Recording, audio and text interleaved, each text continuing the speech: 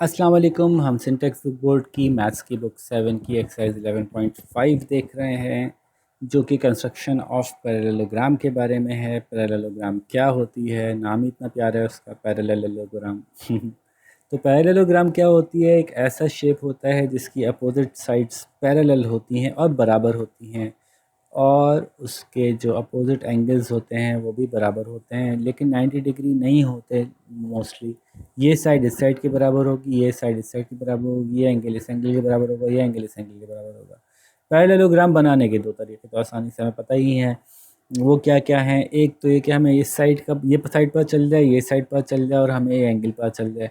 जैसे कि इन्होंने यहाँ पे दिया हुआ है पी क्यू और क्यू आर, दो साइड्स दे दिया और इन दोनों के बीच का एंगल दे दिया। तो अब बहुत आसान है। हम क्या करेंगे, पहले पी क्यू जो लंबी वाली है पहले वो बना लें। पी क्यू 5.9 की है तो 5.9 की पी क्यू बना ली। फिर इन्होंने बताया पी क्यू और क्यू आर में 65 डिग्री का एंगल है, तो हमने यहाँ पे अपना प्रोटेक्टर रखा, यहाँ से मेजर करना शुरू किया। 65 यहाँ कहीं आ रहा था, हमने यहाँ पे डॉट लगा दिया। उसके बाद हमने क्या किया कि एक एक लाइन लगा दी हल्के हाथ से, पहले ये ऐसे करके।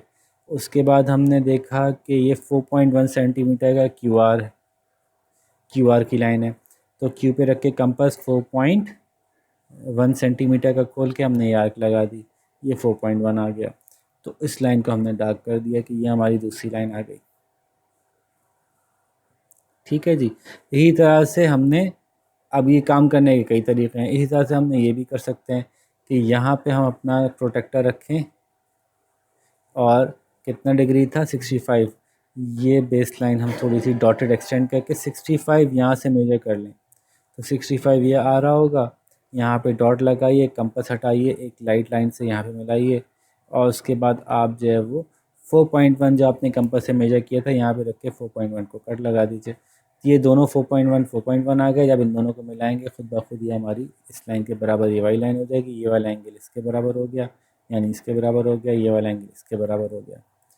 तो यूँ हमारी पैरेललोग्राम की कंस्ट्रक्शन हो गई। अब ये कंस्ट्रक्शन अप्लाई करेगी इस पर, इस पर, इस पर, इस पर, इस पर, इस पर, इस पर, सब पर। और जो पार्ट बी है वो दूसरे तरीके से बनेगा। तो अगर आपने ये समझ लिया तो आप ये सारे बना सकते हैं। ठीक है।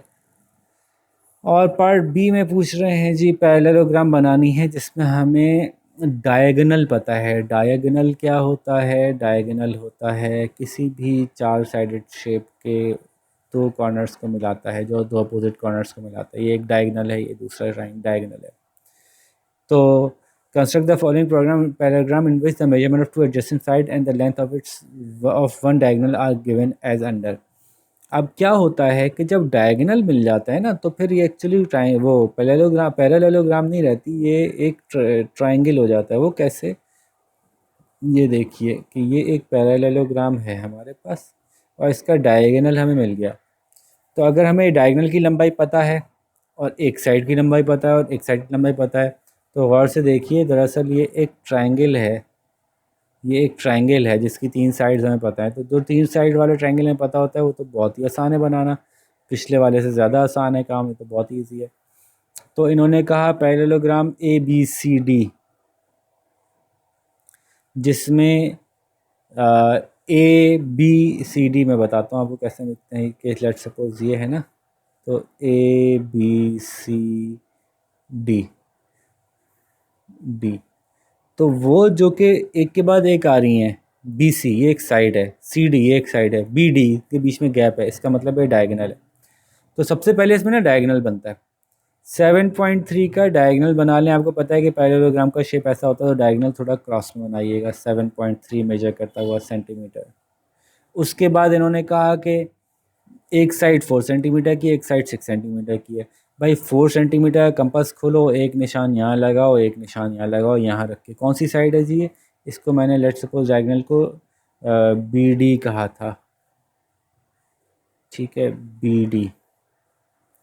तो सी डी इन्होंने कहा कि इतनी है, सी डी और बी सी। तो इसका मतलब है यहाँ सी होने वाला है लेट्स सपोज। ठीक है, एक निशान यहाँ लगाया हमने, एक निशान यहाँ लगाया, कितना खोल के? जो सी डी कहा था इन्होंने। और बी सी इन्होंने कहा 6 सेंटीमीटर है, तो बी पे रखो और 6 सेंटीमीटर खोलो, एक निशान यहाँ लगाओ, जो यहाँ से इसको कट करे एक निशान यहाँ लगा दो। बस इन चारों पॉइंट्स को मिला दें तो ऑटोमेटिकली ये छोटी वाली बन जाएगी, ये बड़ी वाली बन जाएगी, पैरेललोग्राम आपकी तैयार हो जाएगी। खुद ब खुद ज़बरदस्त पैरेललोग्राम तैयार हो जाएगी।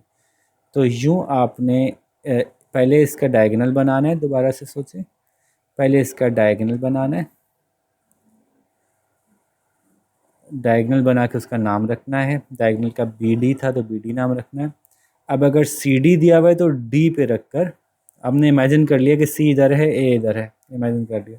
D पे रखकर C और A की तरफ एक निशान लगाया, और BC दिया हुआ है तो B पे रखकर C और A की तरफ एक निशान लगाया। जहाँ जहाँ निशान मैच कर गए उनसे हमने आपस में दोनों आर्क से एक दूसरे को कट कर गई, उनको हमने मिला दिया, तो खुद ब खुद पैरेललोग्राम बिल्कुल एक्यूरेटली तैयार हो जाएगी। मैं तो चूँकि रफ बना रहा हूँ इसलिए मेरा इतना अच्छा सामने नज़र नहीं आ रहा आपको, लेकिन जब आप बनाएंगे तो आपकी बिल्कुल एग्जैक्ट पैरेललोग्राम तैयार हो जाएगी। तो यूँ हमारी पूरी पैरेललोग्राम के सारे सवाल कनेक्ट कर गए।